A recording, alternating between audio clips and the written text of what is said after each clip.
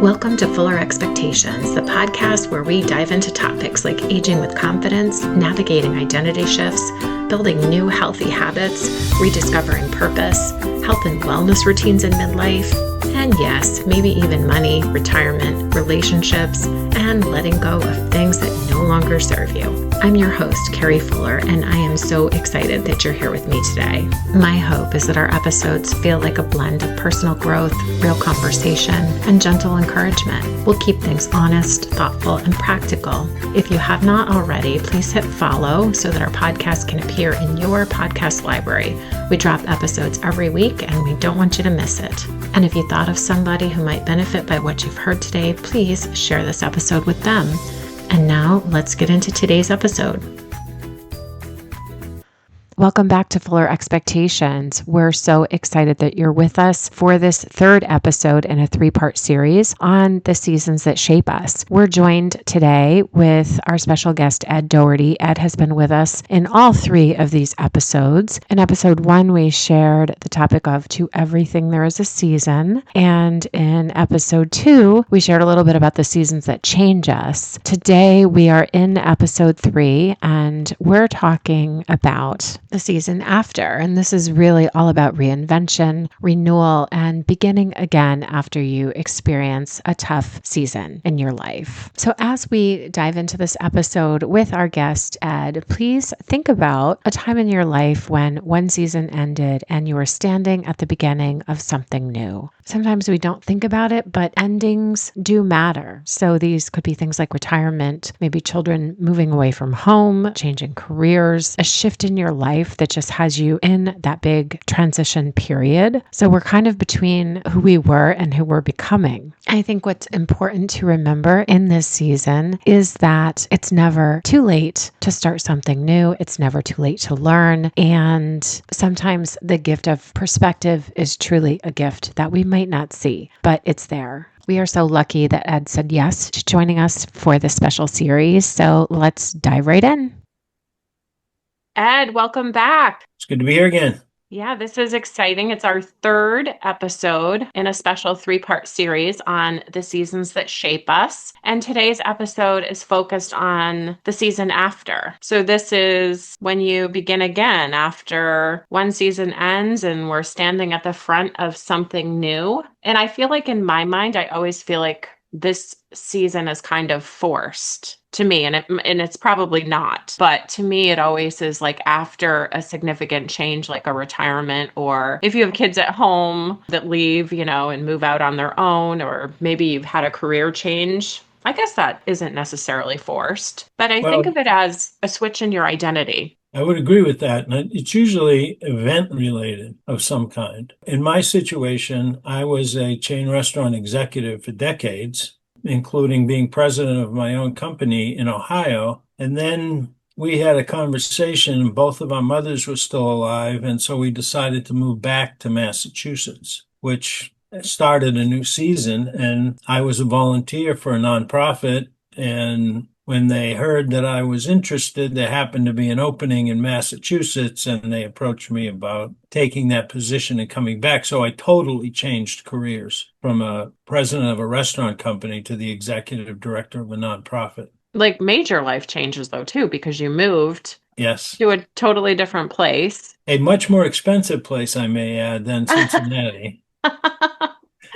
And so I gave up my riding lawnmower in favor of a townhouse, and my mortgage was twice what it was in Cincinnati. So that's a lot of life change all at once. Yep. And so really that's major between like who you were when you were living in Cincinnati and then moving to Massachusetts and starting a totally different career, even though you volunteered for the organization, which probably made that transition a little easier. Well, it was easier in a couple of ways. First of all, I knew that at the time the organization was looking to become more businesslike as a national priority, and I brought some of that businesslike-ish with me. And so I had to modify who I was, but not 100%, maybe 50%. And so I still did some of the things that I had done before.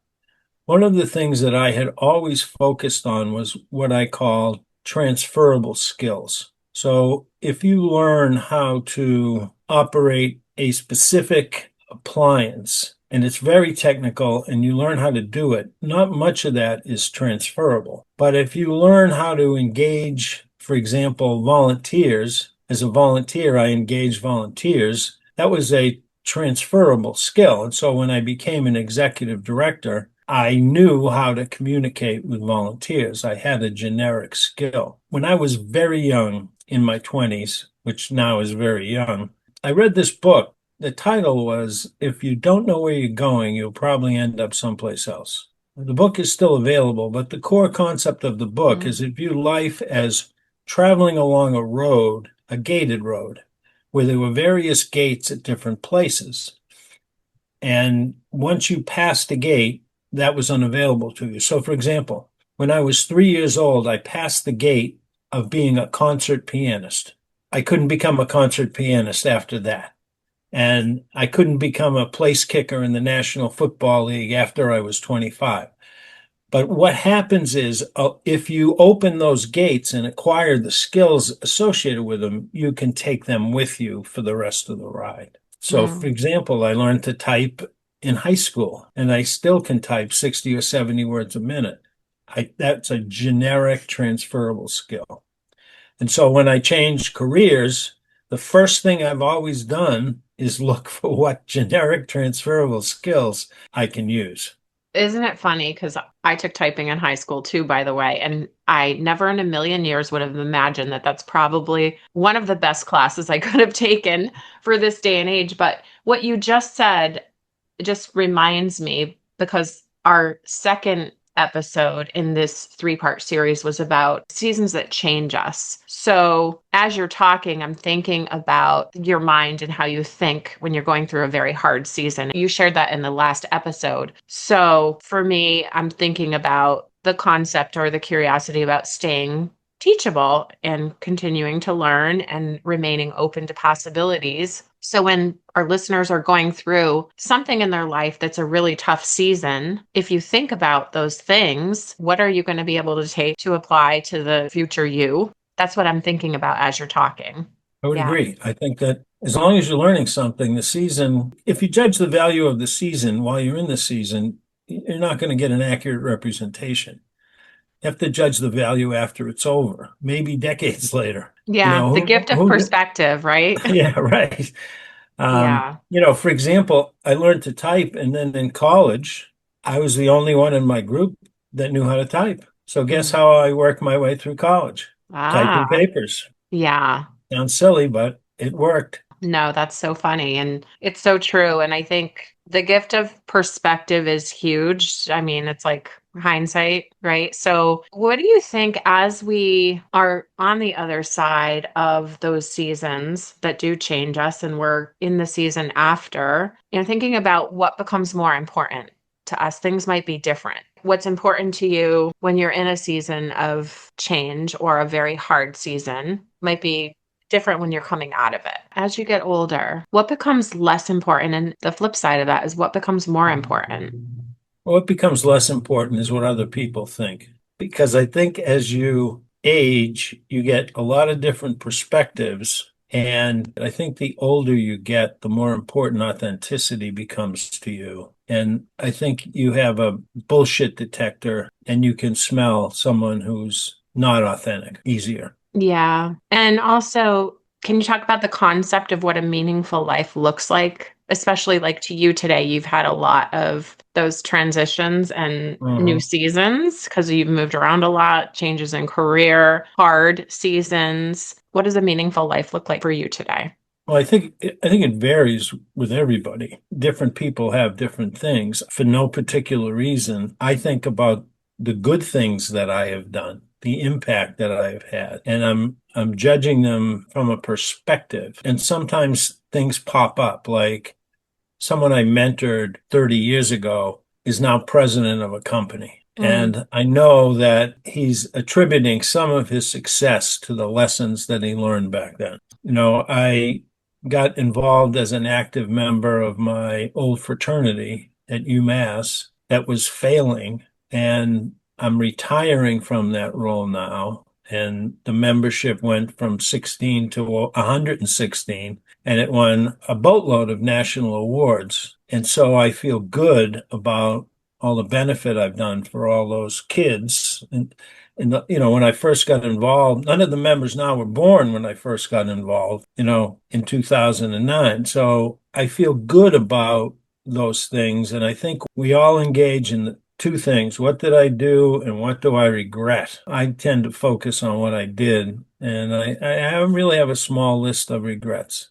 I do have some, but not a long list. We all have them. And I think everyone should have them Yeah, because, probably. yeah, If you're being realistic, you have them. yeah, exactly. And do you think it's important to recognize excitement in every season? Well, I'll go back to the quote that my mom said to me. She said, "You lead a very interesting life and it's all your fault." And I think that subconsciously, I try to lead an interesting life. I'll give you an example from the 80s. I was working in California and I was working with a guy from New Hampshire. And we were sitting there remembering all the times we had been to Fenway Park or Boston Garden and how much fun and how much we missed it. We're sitting on Stearns Wharf in Santa Barbara, and I said, let's do something about it. And he said, okay. In the next 2 years, every time a Boston sports team came to California or the West Coast,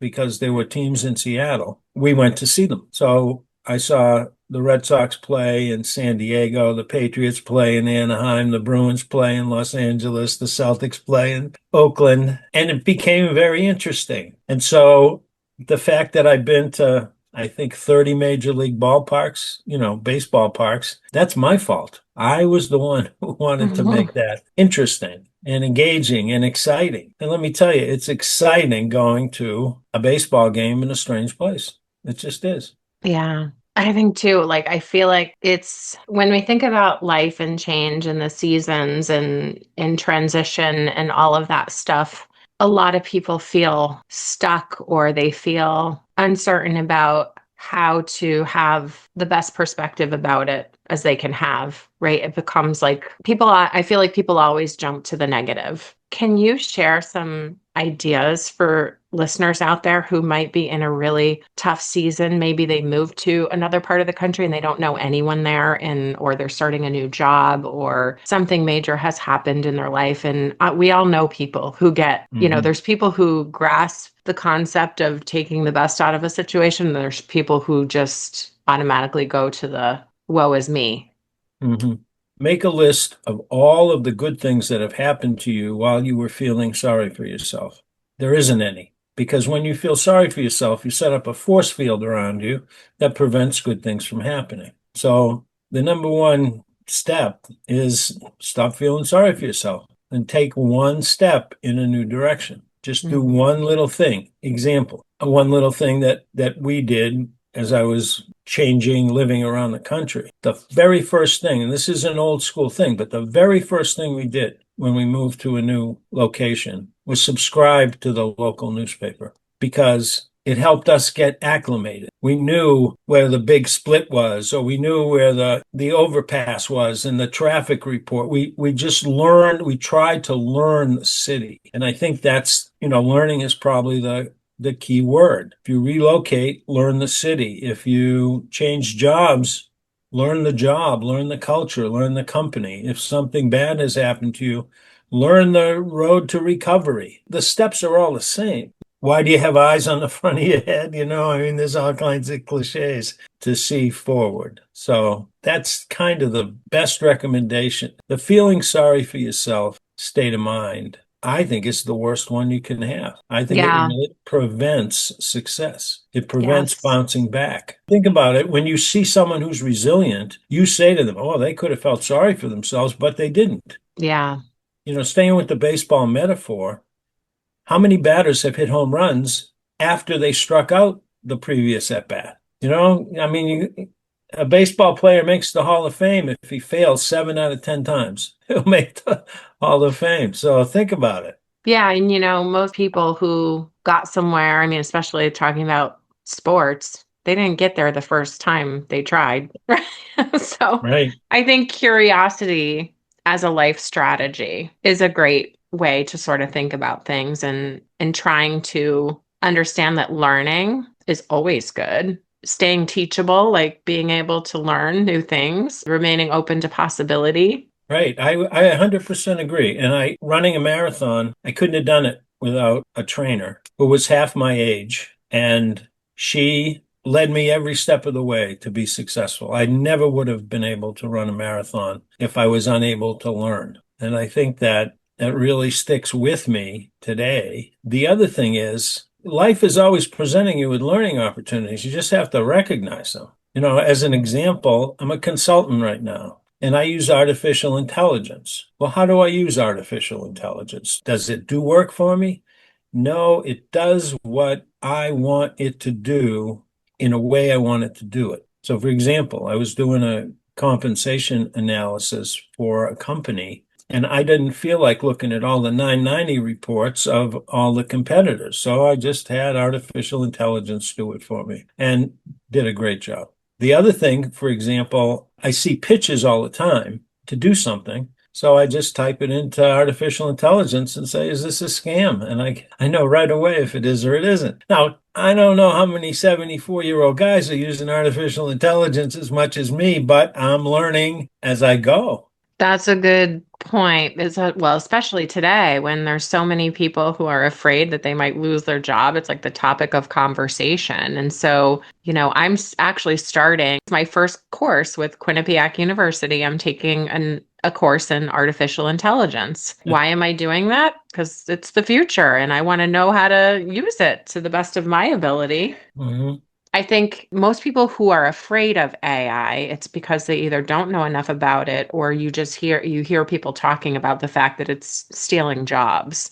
Right. And our director of IT at a company that I work for recently presented on it, and he said AI is not going to replace the work of most positions. It's going to enhance the efficiency of the people doing the work. I And so 100% agree with that. yeah. So if you're somebody out there who's listening and you might be, afraid of AI, it's probably because you don't know enough about it. And there's so many. I mean, you can even jump on YouTube and watch videos of how to use it. What's interesting about the fear of AI is even the people who are afraid of it have been using it for years. And I'll tell you how. Every time you Google search something, you're using AI. You didn't realize that. So my recommendation to someone who wants to get comfortable with it is stop using Google and start using one of the free versions of, ChatGPT or Gronk or something like that. Because my experience, you get better answers.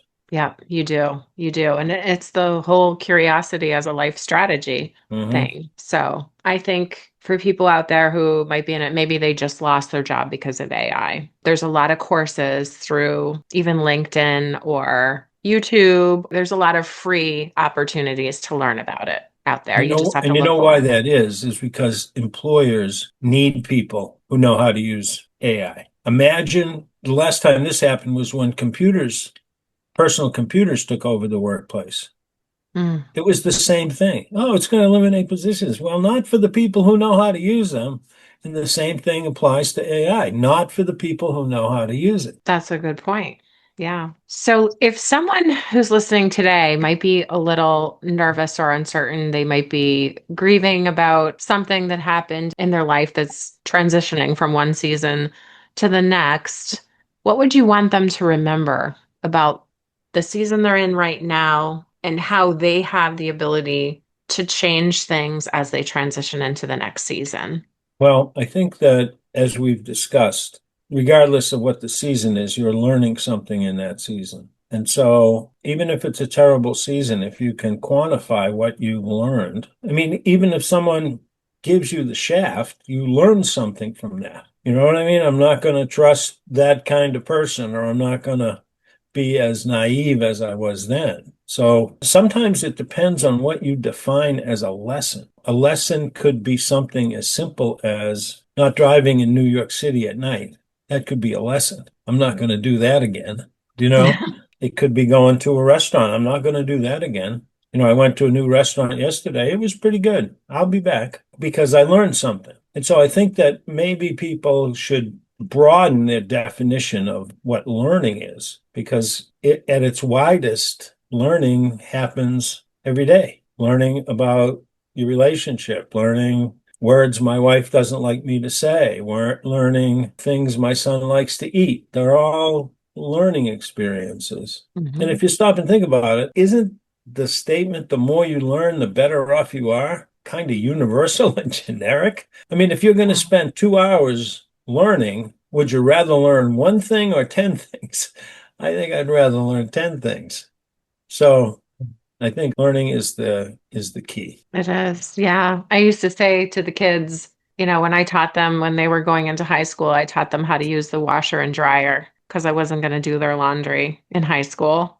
And we used to call it life lessons, like the things that we would teach them when they were younger, living at home. I used to say, time for a life lesson. And I teach them how to use, and they used to they hated it.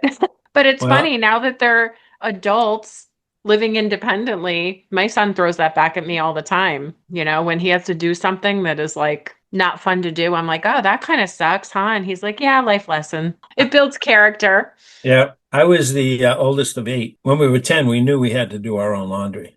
Mm, And all of us learned when we were 10 how to use the washer and dryer. It's funny. yeah. Life lesson. It's one of the best things a parent can do. I don't know if there's any kids out there now that are doing their own laundry. It's a different world, Mhm. but it's one of the best things you can do as a parent if there's any younger people listening. Yeah. So, Ed, I love this three-part series, and I think that one of our listener takeaways is that the best chapters or seasons of life are not necessarily behind us. There's always things to look forward to, and having a curiosity mindset as a life strategy is really the key. Staying teachable and continuing to learn. I think a lot of people feel like learning happens when we're younger. And a lot of us, I went back to college when I was in my 40s. So you can always go back and learn something new. Absolutely. I agree with you 100%. Ed, do you have any parting words for our listeners that you would like to share about the seasons that shape us? Yes. Sometimes the seasons blend, or sometimes something from one season ends up in another season. So the story I want to tell is when I ran the marathon, because of the pandemic and because of my age, I ran laps around the outside of Fenway Park so that I could rest if I needed to. And I told you the biggest surprise of the whole thing for me was the number of people who told me I had inspired them. And you were one of those people. And you showed up as I was at mile 20, and you actually ran the last 5 miles with me, saved me from getting hit by a car, by the way. And you had been in a previous season of my life, and you showed up in another season of my life. And now I'm in a third season, and here you are again. So thank you. Oh my gosh, I love that. And if you ever decide to run another marathon, I'm happy to do it with you. Hey, well, I think space travel might be next for me. So I don't know hold if I on. can do that. My son might go with you, but I don't think I could do that. That's awesome. And to that point, yes, seasons do blend. I love that. That's awesome. Thank you. My pleasure. I enjoyed it. Thanks for listening today. If this episode sparked something in you, please share it with a friend, leave a comment or a review, and reach out and let me know what resonated. Remember, no matter what age or stage of life you're in, you can pivot. And always remember, the second half of life is not a winding down. It's a waking up. Please follow or subscribe. We'd love to have you as part of our podcast family. Let's keep showing up and being the best version of ourselves. Until next time, take care.